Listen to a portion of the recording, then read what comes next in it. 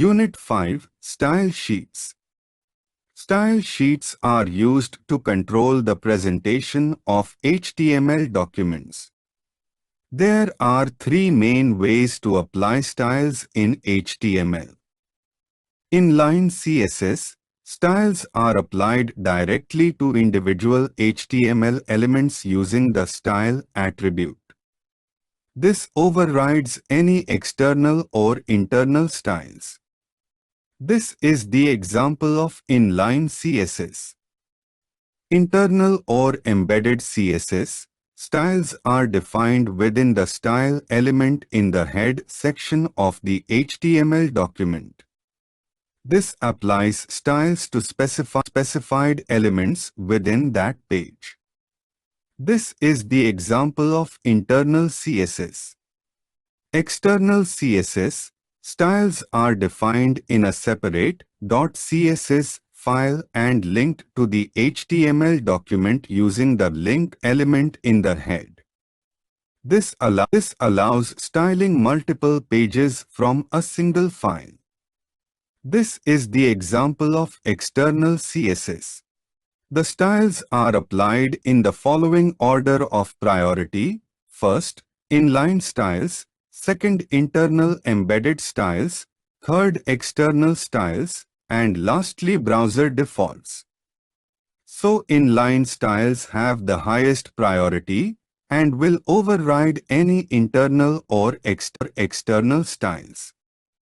External styles have the lowest priority.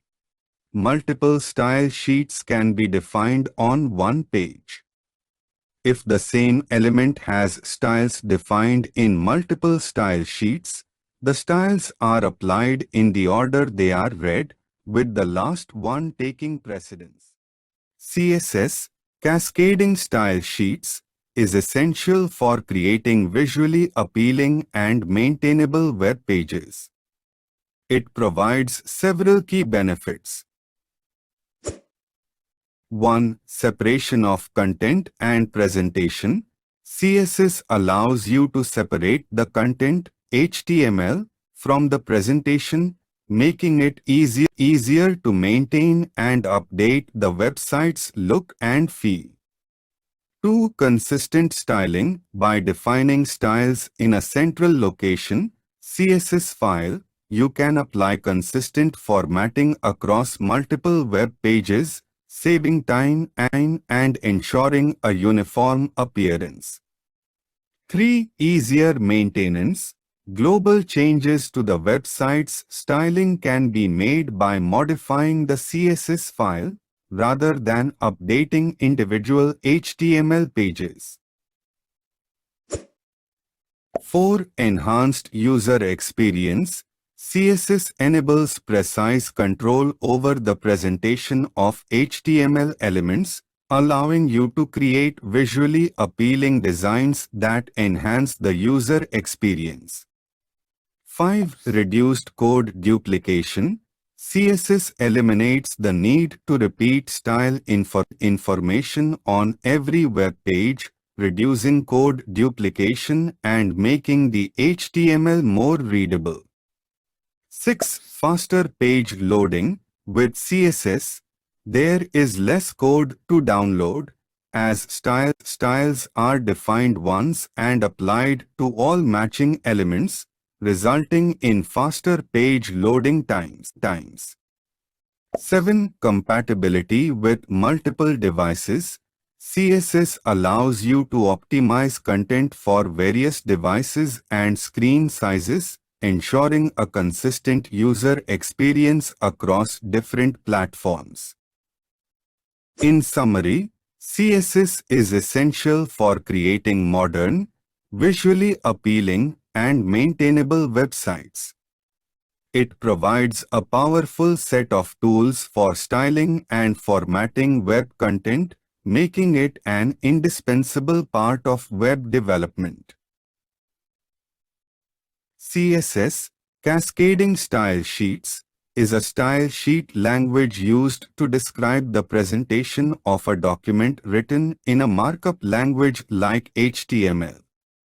It is designed to simplify the process of making web pages presentable by allowing developers to apply styles to HTML elements such as colors, fonts, spacing, and positioning.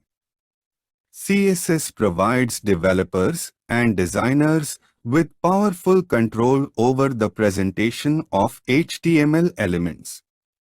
It saves time by allowing you to write CSS once and reuse it across multiple HTML pages. CSS also makes maintenance easier by enabling global changes to the style with a single modification. The main reasons to use CSS are: saves time and effort in styling web pages, enables easy maintenance by allowing global changes to the style, improves search engine friendliness through clean coding techniques, offers a wider array of attributes compared to HTML for styling, allows offline browsing by storing web applications locally using offline cache. CSS syntax consists of style rules that are interpreted by the browser and applied to the corresponding HTML elements. A style rule set includes a selector and a declaration block. The selector targets specific HTML elements to apply styles, while the declaration block contains one or more declarations separated by semicolons. Each declaration includes a CSS property name and a value separated by a colon. For example, P color blue text align center. In this example, all paragraph elements P tag will be center aligned with blue text color. Mastering CSS is crucial for effective web design and development as it enhances the website's look, feel, and user experience by allowing precise control over the presentation of HTML elements. The basic syntax of CSS consists of a selector and a declaration block enclosed in curly braces. Inside the declaration block, there are one or more declarations separated by semicolons. Each declaration includes a property name and a value separated by a colon. Here's the basic structure. Selector property 1, value 1, property 2, value 2. In this basic structure, the selector points to the HTML elements you want to style. It can be an HTML tag name, class, ID, or a more complex selector. The declaration block contains one or more declarations. Each declaration includes a CSS property and its corresponding value. Multiple declarations are separated by semicolons. For example, to center align all P elements with red text color. P color red text align center. In this example, P is the selector targeting all P elements. Color and text align are properties. Red and center are the respective property values. The basic CSS syntax allows you to apply styles to specific HTML elements, making web pages more visually appealing and user-friendly. Basic structure. The basic structure of CSS consists of the following key components. Selector. The selector determines which HTML elements the CSS rule will apply to. Common selectors include element selectors, example H1P class selectors, example .myClass, and ID selectors, example #myID. Declaration block. The declaration block contains one or more declarations, each of which sets a CSS property to a specific value. Declarations are separated by semicolons, and the entire block is surrounded by curly braces. Property. The property is the specific aspect of the element that you want to modify, such as color, font size, background color, etc. Value. The value is the setting or parameter you assign to the property, such as red 16px, etc. Here is an example of a basic CSS rule. H1 color, blue, font size, 24px, text align, center. In this example, the selector is H1, which targets all H1 elements. The declaration block contains 3 declarations. Color, blue, sets the text color to blue. Font size, 24px, sets the font size to 24 pixels. Text align, center, centers the text horizontally. The key aspects of CSS structure are the selector, declaration block, properties, and values. This basic syntax allows developers to apply styles and formatting to HTML elements on a web page. Using CSS.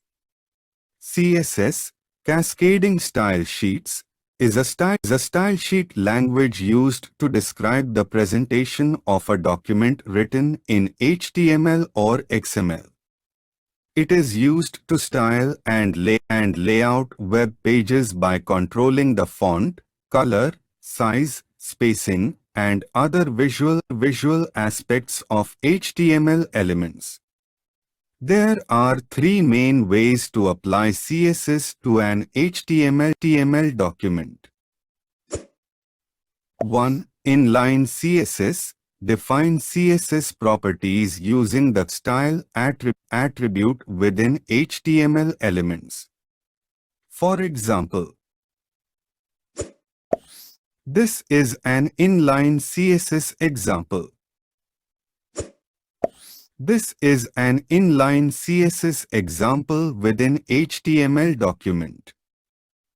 This is the output of inline CSS example. 2. Internal or embedded CSS. Define CSS using the style tag within the head section of an HTML document. This applies the styles to that specific page. Is an internal CSS example. Is an internal CSS example within HTML document. This is the output of internal CSS example. External CSS. Define CSS in a separate .css file that can be linked to from one or more HTML pages using the link tag. This allows you to control the styles for multiple pages from a single file. This is an external CSS example. This is an example of external CSS file linked within HTML document.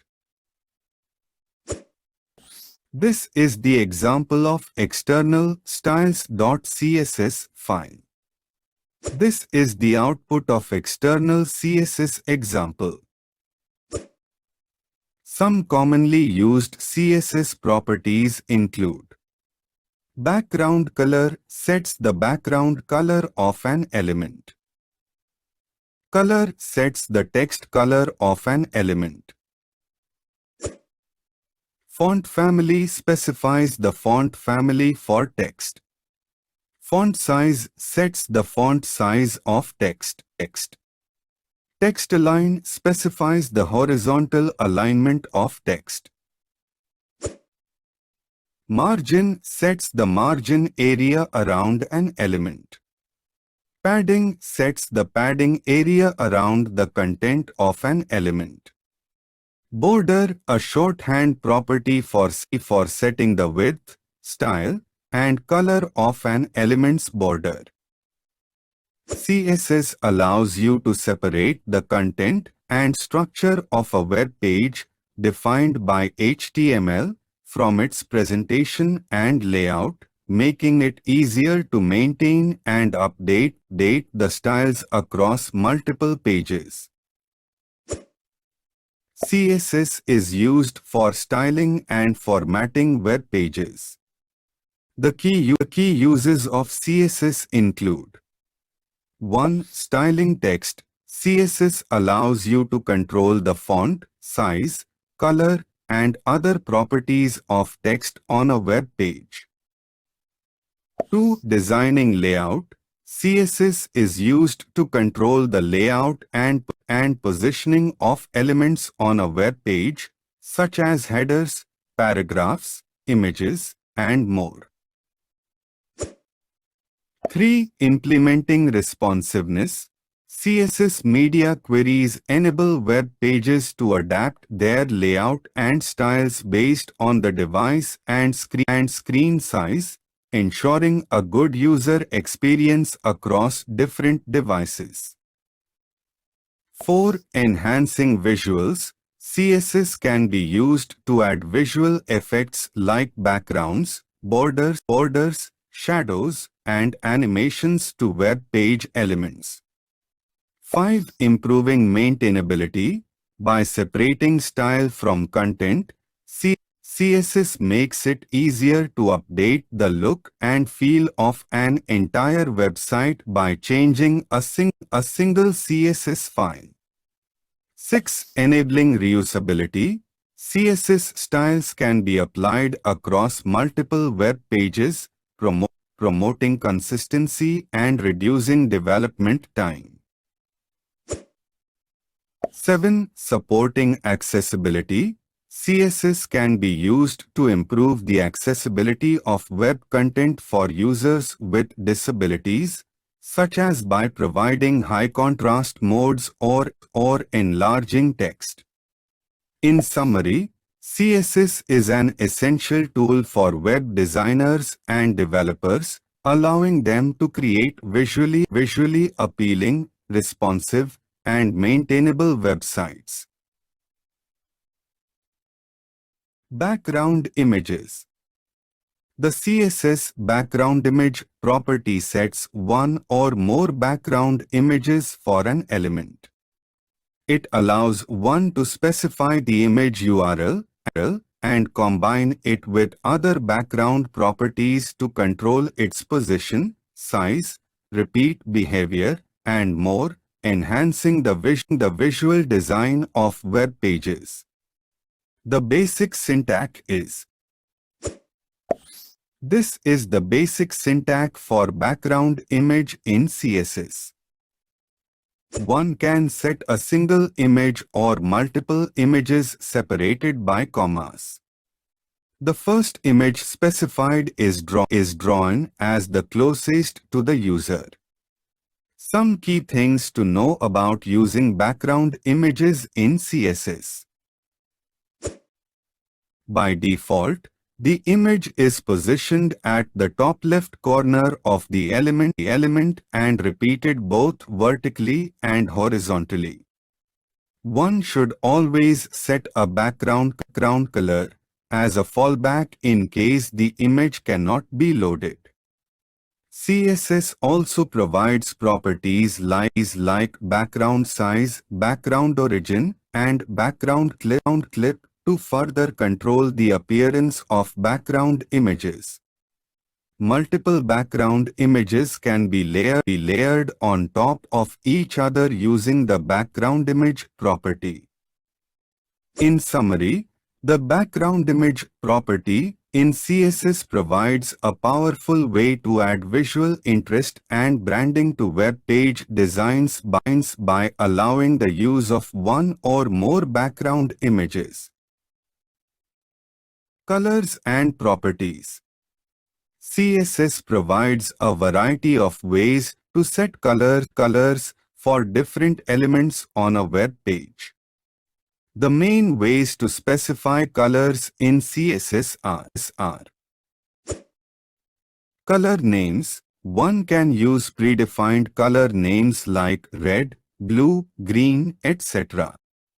RGB, red, green, blue, values. One can specify a color by its red, green, and blue components, each ranging from 0 to 255. RGBA, red, green, blue, alpha, values, similar to RGB, but includes an alpha transparency value between 0.0, fully transparent, and 1.0, fully opaque. The RGBA color is an enhancement of the original RGB color space. Hexadecimal values, a 6-digit hexadecimal number representing the red, green, and blue components. HSL and HSLA, specifying color by hue, saturation, and lightness, and optionally, alpha transparency. HSL stands for hue, saturation, and lightness, and represents a cylindrical coordinate representation of colors in version CSS 3. HSLA stands for hue saturation lightness alpha. The main CSS properties that accept color values include: color sets the foreground color, typically used for text. Background color sets the background color of an element. Border color sets the color of an element's border. Text decoration color sets the color of text decorations like underlines, strike-throughs, etc. There are many other CSS properties that can accept color values as well, allowing one to customize the appearance of various elements on a web page. By using these different color specification methods and properties, web developers can create visually appealing and accessible user interfaces. Manipulating texts. CSS provides a variety of properties for manipulating the appearance and layout of text on web pages. Some key text formatting properties include: text color. The color property sets the color of the text. Text alignment. The text align property controls the horizontal alignment of text within a block or table cell element. Text indentation. The text indent property sets the indentation of the first line of a paragraph. Letter and word spacing. The letter spacing and word spacing properties control the spacing between letters and words respectively. Text transformation. The text transform property converts text to uppercase, lowercase, or capitalized. Text decoration. The text decoration property adds underlines, overlines, or strike-throughs to text. These CSS text formatting properties allow web developers to precisely control the visual presentation of textual content on web pages. Here are some examples of manipulating text using CSS. Text color. To change the color of text, use the color property. One can specify the color by name, hexadecimal value, or RGB value. This sets the color of all P elements to blue. Text alignment. To align text horizontally, use the text align property. Possible values are left, right, center, and justify.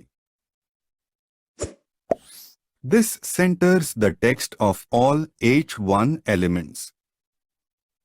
Text decoration. To add decorations like underline, overline, or strike through to text, use the text decoration property.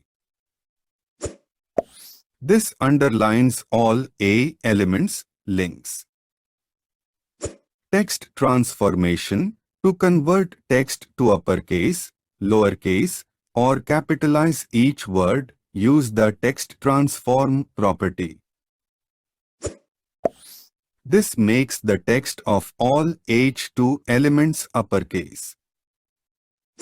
Letter and word spacing. To control the spacing between letters or words, use the letter spacing and word spacing properties respectively.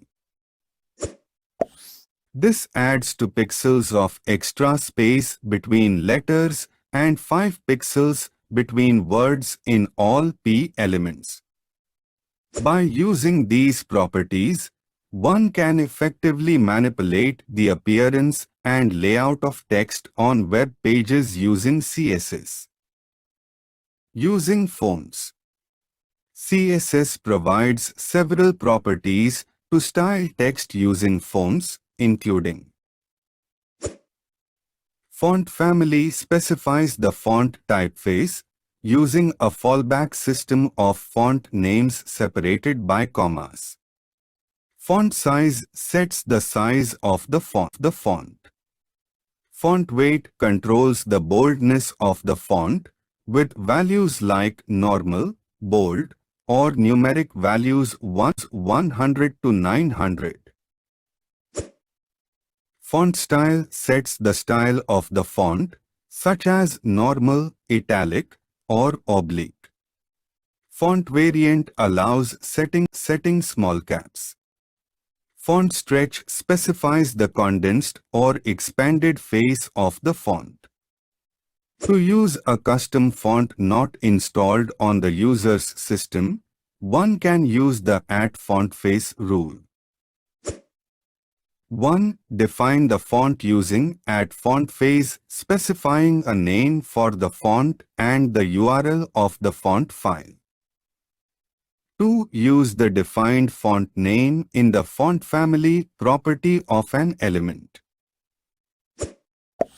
For example, this will load the font file and apply it to the div or division elements. The @FontFace rule supports various font descriptors like font weight and font style to define bold, italic, etc. versions of the font. By combining these font properties, one can create visually appealing and readable typography for own web content. Borders and boxes. Using borders and boxes in CSS. The CSS box model is a fundamental concept that defines how HTML elements are sized and positioned on a web page. It consists of the content area, padding, border, and margin around an element. To use borders in CSS, you can set the border style, border width, and border color properties. Common border styles include solid, dotted, dashed, and double. The border shorthand property allows you to set all border properties in one declaration. To control the size and spacing of boxes, you can use the width, height, padding, and margin properties. Setting box sizing. Border box ensures the total width and height include the padding and border, making layout more intuitive. Many developers recommend using box sizing, border box, to apply this box model behavior to all elements on the page. By understanding and properly using the CSS box model and border properties, one can create visually appealing and responsive web layouts. The CSS box model defines how elements are sized and positioned on a web page. It consists of the content area, padding, border, and margin around an element. To demonstrate the box model in CSS, one can use the following examples. Padding example. Padding is the space between the content and the border of an element. It can be set using the padding top, padding bottom, padding left and padding right properties, or the shorthand padding property. This is the padding example. Borders example. The border property allows one to add a line around the content and padding area of an element. One can set the border width, style, and color using the border width, border style, and border color properties, or the shorthand border property. This is the border example. Margins example. Margins are the space outside the border of an element, separating it from adjacent elements. Margins can be set using the margin top, margin right, margin bottom, and margin left properties, or the shorthand margin property. This is the margin example. By understanding and properly using borders, padding, and margins, one can create visually appealing and responsive layouts in CSS. Margins. Margins in CSS are used to create space around elements outside of any defined borders. The CSS margin property allows one to control the spacing around an element. Here are the key points about margins in CSS. The margin property is a shorthand property that sets the margin area on all four sides of an element. Margins can be specified using length values, px, m, etc., percentages, or the keyword auto. Negative values are also allowed. The margin property can take 1, 2, 3, or 4 values to set the margins for the top, right, bottom, and left sides respectively. The individual margin properties are margin top, margin right, margin bottom, and margin left. Margins can be used to center an element horizontally by setting margin auto. This will make the left and right margins equal, centering the element. Top and bottom margins between adjacent elements can collapse into a single margin, which is the maximum of the two. This is called margin collapsing. Margins are useful for creating spacing and layout in web designs, such as separating elements, aligning content, and creating responsive layouts.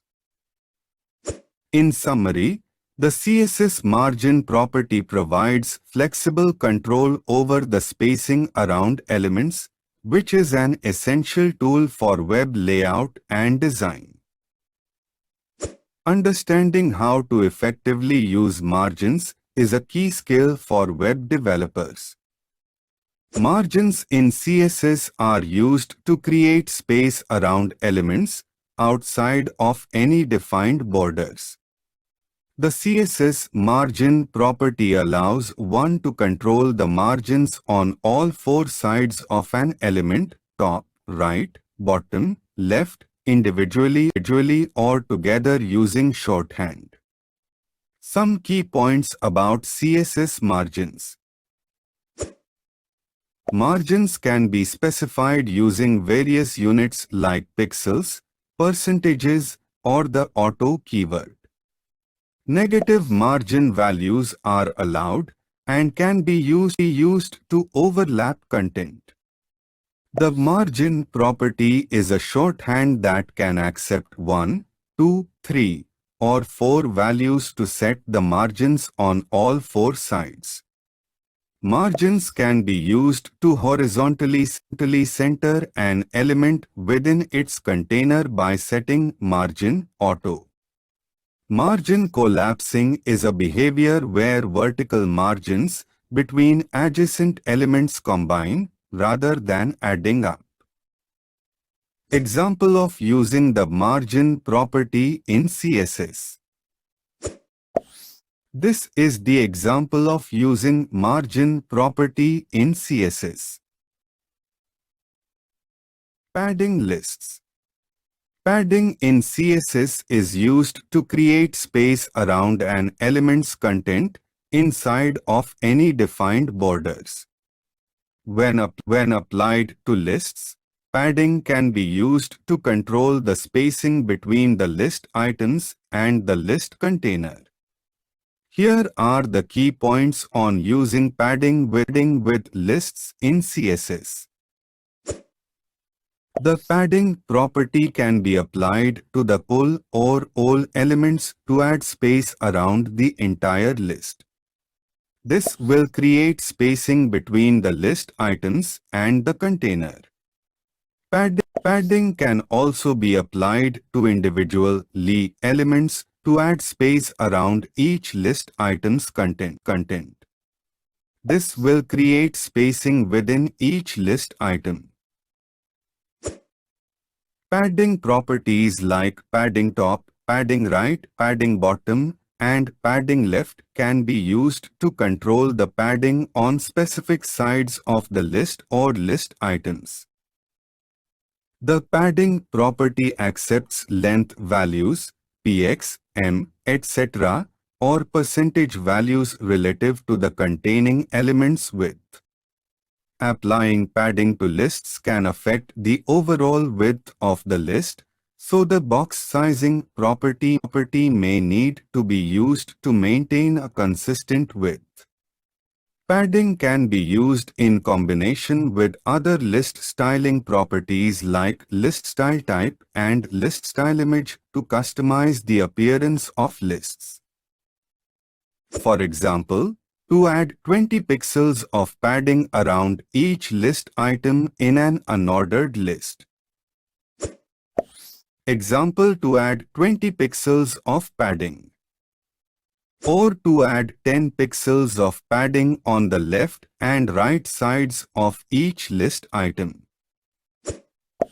Example, to add 10 pixels of padding. Proper use of padding can help improve the visual hierarchy and readability of lists in CSS layouts. Positioning using CSS. CSS provides several ways to position elements using the position property. Static positioning. Elements are positioned according to the normal flow of the document. The top, right, bottom, and left properties do not affect statically positioned elements. Relative positioning. Elements are positioned relative to their normal position. Setting the top, right, bottom, and left properties moves the element from its normal position but does not affect the position of any other elements. Absolute positioning. Elements are positioned relative to the nearest positioned ancestor, an element with a position value other than static. If no positioned ancestor exists, it is positioned relative to the document body.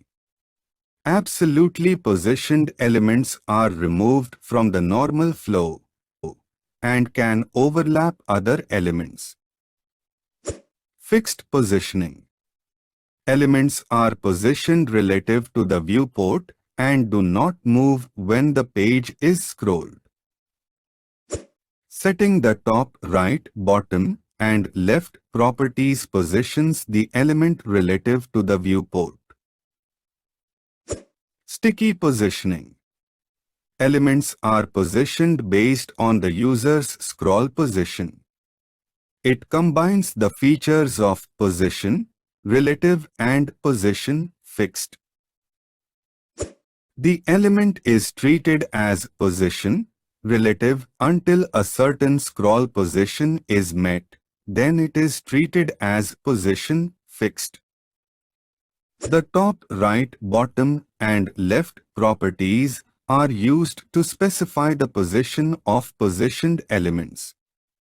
They define the distance between the element and its reference point, example, the top edge of the viewport for top.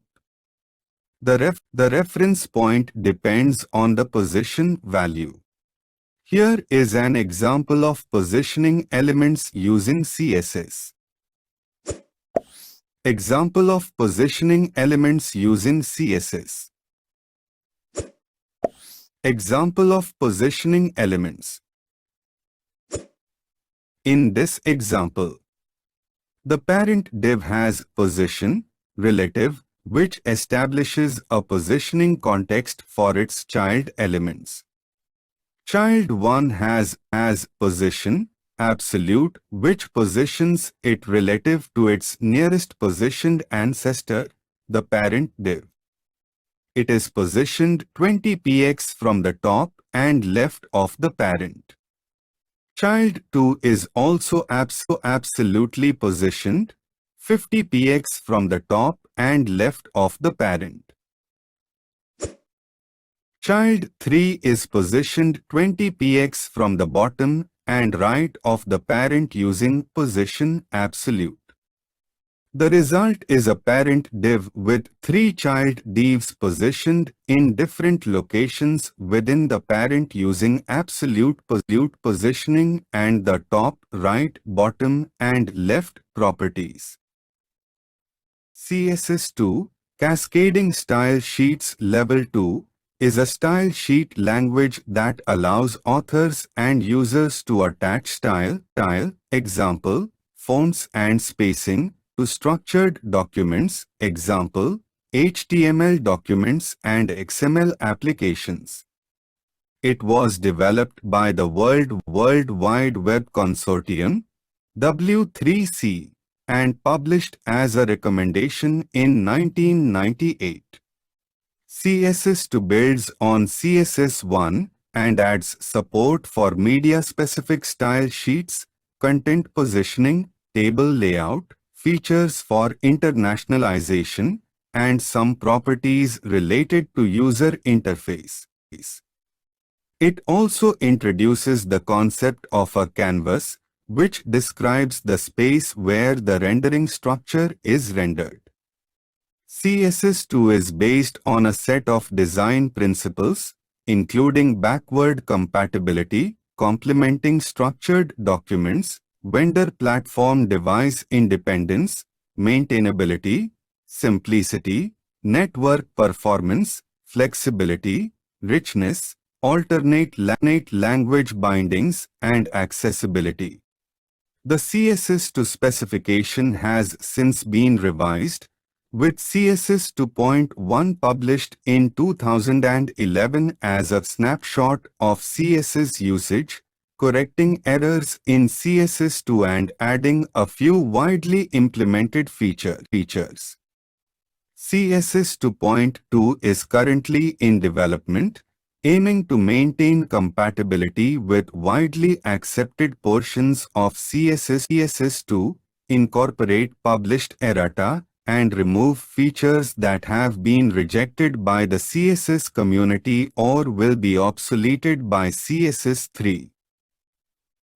CSS3 CSS3 is the latest version of cascading style sheets, CSS, the language used to style and format web pages.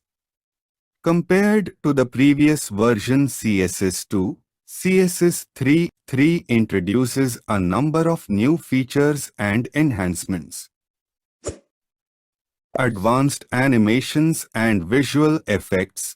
CSS3 provides more sophisticated animation properties like transforms, transitions, and special effects like opacity, rounded corners, and text box shadows. Improved selectors and modularity. CSS3 has more advanced selectors and the standard has been split into separate modules, making it easier to learn and use. Better support for modern web design. CSS3 enables features like responsive design, multi-column layouts, and gradient backgrounds that were difficult or impossible with earlier CSS versions. Broader color and font support. CSS3 includes a wider range of color options, HSL, RGBA, and more font styling capabilities. Overall, CSS3 gives web developers significantly more control and flexibility in styling web pages and creating visually appealing, accessible, and responsive user experiences. The history of CSS3 is as follows. CSS3 was introduced as a series of modular specifications, rather than a single monolithic release like CSS1 and CSS2. Work on CSS3 began around the time of the publication of the original CSS2 recommendation in 1998. CSS3 is divided into separate modules, each addressing a specific aspect of styling, such as selectors, box model, backgrounds and borders, text effects, 2D, 3D transformations, animations, and more. This modular approach allowed for faster development and implementation of new features by browser vendors rather than waiting for a complete CSS3 specification. Some key innovations introduced in CSS3 include media queries for responsive web design, advanced layout mechanisms like flexbox and grid, visual enhancements like transitions, animations, and transformations.